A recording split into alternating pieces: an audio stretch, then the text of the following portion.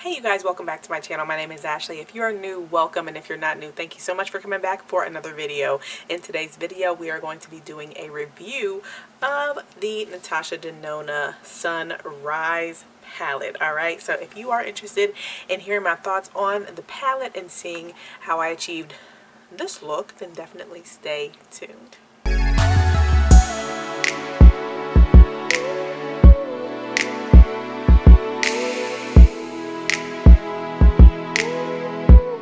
Alright you guys, here we are finally with the Natasha Denona Sunrise palette. I have used this palette I think 3 times before I filmed this look, so it is more of a review rather than a first impressions. You know, this is not the first look I created with the palette, so just FYI there. So here we go. Here it is, the Sunrise palette. We have 15 beautiful shades, warm tones, burgundy, pinks, and some tans and golds up in there as well. So yeah, you can get some very vibrant looks with this palette. It is smaller than her other full-size palettes, so let me just show you guys the Biba palette here, and then here is the Sunrise palette. I still think this is a great size for a palette though, so if she just changed to doing these, I would be fine. Because this one is $65 versus $125 or $129, $126, something like that for the full size. So for her, you know, larger sized palettes, so you're getting less product in this palette. And you know, smaller pan sizes, but the same number of shades, 15 shades. Great size. It's more accessible to a larger group of people, you know, who are willing to spend like $65, because $65 is the same price as a Huda Beauty palette. So, you know, go Natasha Denona, I think. So yeah, let me hop into the swatches.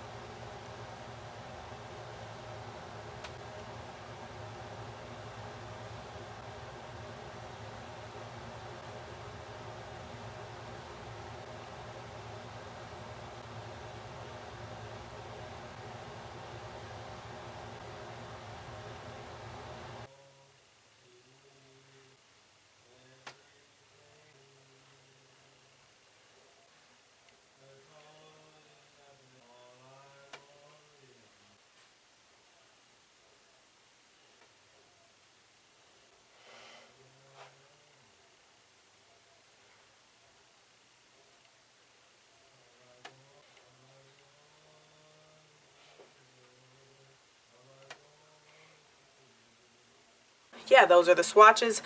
They looked very good. You know, I didn't see anything wrong with the swatches. I'm going to show you guys a comparison to the Sunset palette now. Yeah, I added this to my collection at the same time that I added this one, okay?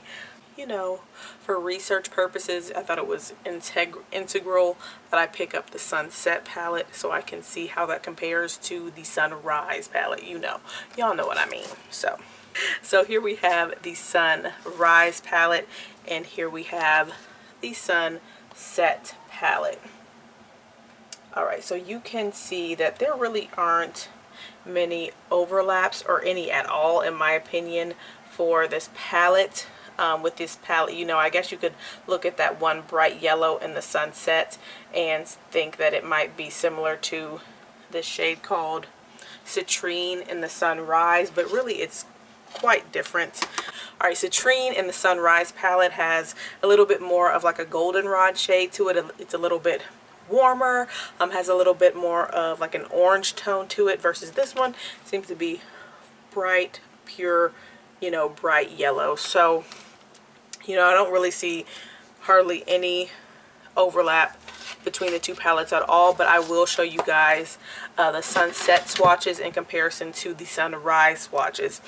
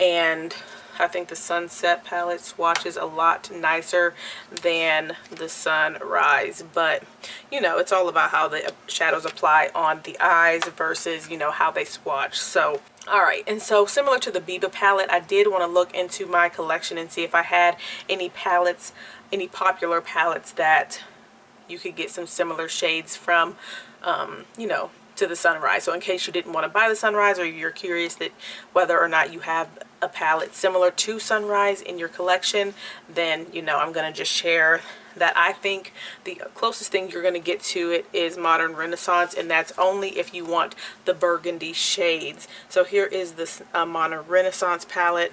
So we have Modern Renaissance obviously at the bottom of your screen there, and then Sunrise at the top here, and the only real overlaps I think are in the burgundy shades like Love Letter, Red Ochre, and Venetian Red. I think those are similar to Glory and Clove, and then somewhat of a similarity but not really, we have Realgar in the Modern Renaissance palette, and then we have, which one is that? Jasper. You know, Jasper right there in the Sunrise palette. And then we have the two neutral metallic shades in Modern Renaissance. They're called Vermeer and Primavera, and those might be similar to Agate and Laurel. So, you know, those are the shades I think that might be a little bit overlap. I will show you guys the similar shades in a swatch right now.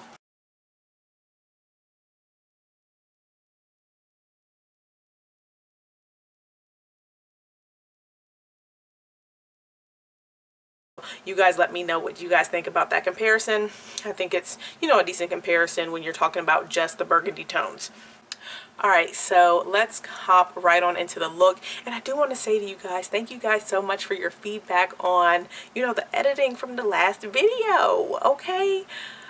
As a creator, you know, when people notice things like that and, you know, make a comment on them, it's really kind of refreshing, because the editing is what takes the most time.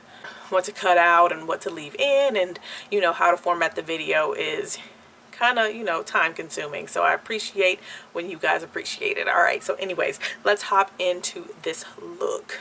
To start off this look, guys, I started off with the shade Morgan as my transition shade. I'm using my Lay and Low paint pot as my base for my eyes, so just FYI. So I do have like a lighter, obviously, base on my lid. So Morgan is an awesome, beautiful peach toned shade for a transition. I really enjoyed putting that in the crease and blending that out, you know, into the transition area. I have used this shade several times in my other looks, and it's really good as a transition shade, and it also is very nice to brighten the eye. This tone here, it just provides a nice peach flush to the lid, okay? So I like that as a transition shade.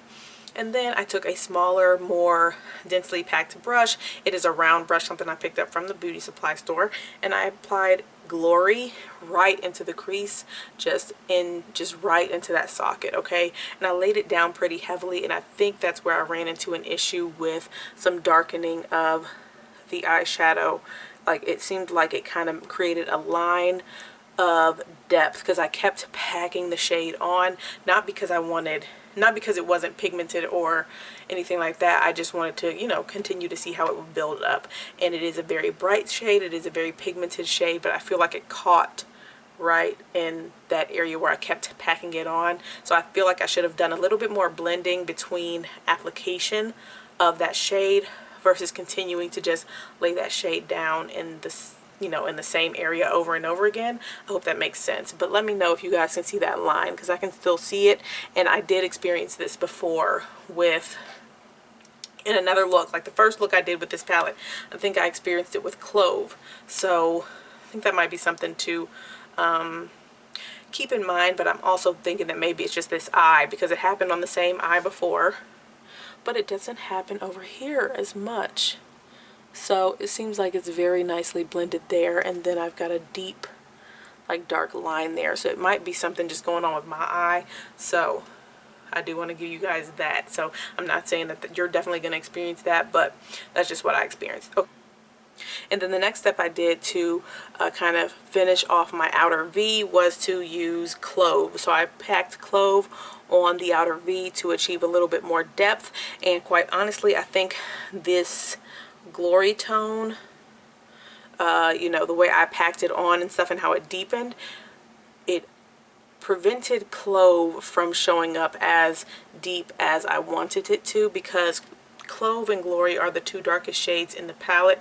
So Glory did not appear to be as intense and pigmented when laid next to, you know, this dark area of from Glory. So just FYI there. But it is a beautiful tone, you know, to deepen your looks. So so yeah, I did that. And so then my crease, my transition area, you know, my outer V was all set up for me to do my lid work. And so for that, I did lay down a glitter glue. I do experience fallout with this palette. I think these are very, these metallics are nice and creamy, but they can be a bit flaky. So especially if you go in like kind of heavy with your finger and stuff, you can get a little bit of fallout and some of the shadow flaking off of your finger. So it seems like these are kind of softly pressed. So I applied the glitter glue to keep fallout to a minimum. Also, Azalea, that one seems to be a little bit more sheer in the swatch, and when I applied it like alone on my lids in another look, it seemed to be a bit more sheer. So I went ahead and just went on and applied the glitter glue so that I could be sure that whatever shade that I wanted to use directly onto the lid, that it would show up really, really pigmented, okay, and not as like a topper. All right, so I applied that glitter glue, and then I went in with Phlox. I went in with Phlox on the inner corner of the lid and the outer corner. I think I went outer corner first and then inner corner with my ring finger with that, and then on the center for the halo, I went in with Aster, and this is the purple duochrome shade. I don't know if you guys can see the subtle shift that it has, but it does have some like bluer type of flecks in this shade, and it's really, really, really a beautiful shade. And I wasn't quite sure how it would pair with this red Phlox on the lid, but it came out really pretty. So I did put that down on the center, but I did want to add a little bit more to kind of anchor it and kind of bring it into the red a little bit more. So I wanted to add a little bit more transition between Aster and Phlox. And so what I did to achieve that was I went in with Awakening, okay? So I took that on my finger and I pressed that right on either side of Aster to give a little bit more of a transition between Aster and Phlox, and I think that really, really anchored that halo, and it really brought it together. For my lower lash line, I swept Glory, the bright pink magenta shade. I swiped that on the lower lash line, and then Awakening, that's the shade we're using for the rest of the look, okay? So I put Awakening on the brow bone to get a little brow bone highlights. I put Awakening on the inner corner, and then I also used Awakening to give a little bit of a line of brightness right in that transition area, a little bit closer to the lid, so that when you look down you can see a nice bright line. It just adds a little bit more interest to the look and things like that. So kind of like the thing I like to do, like I call it a peekaboo effect, where I just add a pop of brightness right above my halo, you know, right at the top of the lid. But I just took that line to kind of like trace out the socket of the lid a little bit, but not going all the way to the outer V. Of course, liner, mascara, and things like that. And then here we go. All right, here we are. And I think the look is very beautiful. So my thoughts on the palette: I think it's a beautiful palette. The only issues I've had so far is, like I mentioned before, with using the deeper shades, Clove and Glory, I have experienced a little bit of a line, and I think that might be due to my blending and packing on of the shade, but it's only on this eye, so I'm thinking that it's probably something that's unique to me and not something that you're going to experience. Of course, if you have experienced it, let me know. Let people know in the comments section, you know, that it's not just something that I'm doing wrong. But then on other occasions, I've used those shades like as deepeners for the crease and things, and I have not experienced that same shade, or that same, you know, line, that dark line there. So It's not that big of a deal, like, because I kept blending and stuff. Of course, I cut a lot of the blending out, so you guys won't have to be watching like 10 minutes of blending, okay? But I did a lot of blending, so you can't really tell. It's not like super obvious, but I can tell because I'm doing it, you know what I'm saying? So that's the only issue I've had.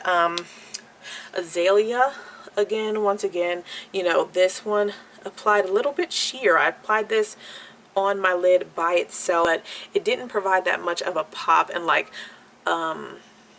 boldness or full-bodiedness, as Kinky Sweat likes to say. Alicia, like she likes to say, it wasn't as full-bodied when I applied it on its own on my lid.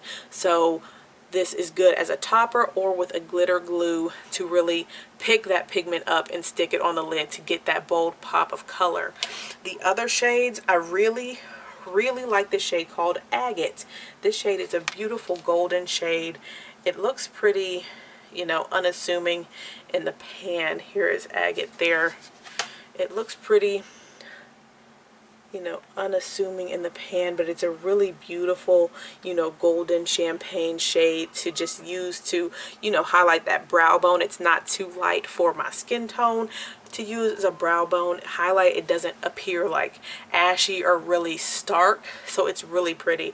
And then this other shade here called Laurel, same thing but a different, you know, undertone. It has a little bit more of a pink tone to it, and this one is a little bit more golden. I like both of these shades as very smooth, nice metallic shades. And then you're going to get your glitters, you know, your more like sparkly type tones in, you know, Aster, Awakening, and then your oh wait, I point to the wrong one. Aster, Awakening, and gosh, Azalea. So those are really pretty though. I don't know if you can see the flakiness that I mentioned on my finger from, you know, getting into the pans to swatch, but there is some flakiness, okay? So if you don't like fallout, you better get yourself a glitter glue.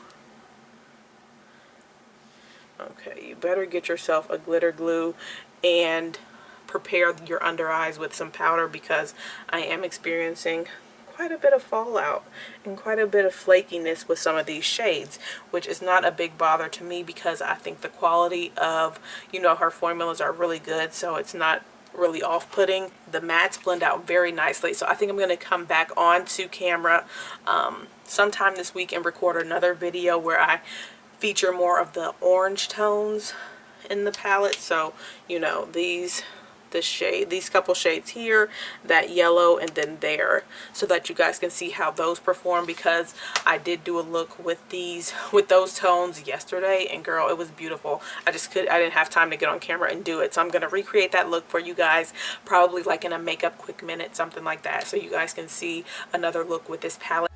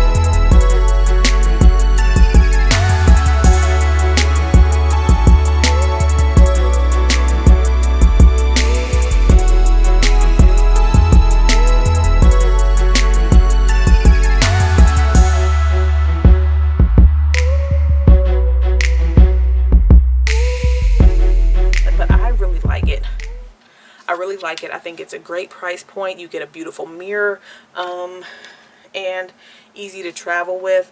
Now for my skin tone, some of these shades are very everyday. Like I can wear these shades there every day, do a light hand with this Jasper shade. I could use that even with Clove, a nice deepening shade, and it doesn't look too intense. It doesn't look too vibrant on my skin tone. That's just the nature of me having deeper skin. But if you are lighter skin toned, then this is probably going to be a pretty bold, pretty vibrant palette for you, unless you just stick with, you know, this row, this little section of shades there. And if that's the case, if that's all you're going to use it for, if you want the neutrals, definitely go for Biba. If you want something a little bit more affordable, well, a lot of bit more affordable from Natasha Denona for your neutral toned needs, then I hear the mini nude is really good. But this is really fantastic. I think you can do some great looks with it, and I'm looking forward to doing more with this palette. If you want to see more looks with it, definitely let me know. I'll be happy to oblige. I know we're not talking about Sunset, but I haven't used it yet. So let me know if you want to see some looks with this one, because those swatches, like, anyway guys, I hope you guys enjoyed this video. And I hope it was helpful for you. I did get, like I said, about 4 uses out of this palette so far. So yeah, these are my pretty solidified thoughts on the palette so far. If anything changes, strangely enough, then I will definitely let you know. But I have used almost every shade in this palette. I have not used Dayspring on the lid. I have not used Dayspring in a look, and I don't think I've used Laurel, but maybe I think actually I have. I think Dayspring's the only one that I have not used in a look. So I have used all of these shades at least once in an eye look. So those are my thoughts, guys. Let me know what you guys think about the palette, what you think about this look, and I will be talking to you guys really, really soon. Thank you guys so much for watching. If you enjoyed this video, don't forget to give it a thumbs up. I would greatly appreciate it. And if you want to see more content from me, definitely hit that subscribe button. I'm working on it, okay? 3 to 4 times per week uploads, product reviews, favorites, all that type of stuff. Definitely hit that subscribe button. And I'll be talking to you guys really, really soon. Thank you so much for watching. See ya.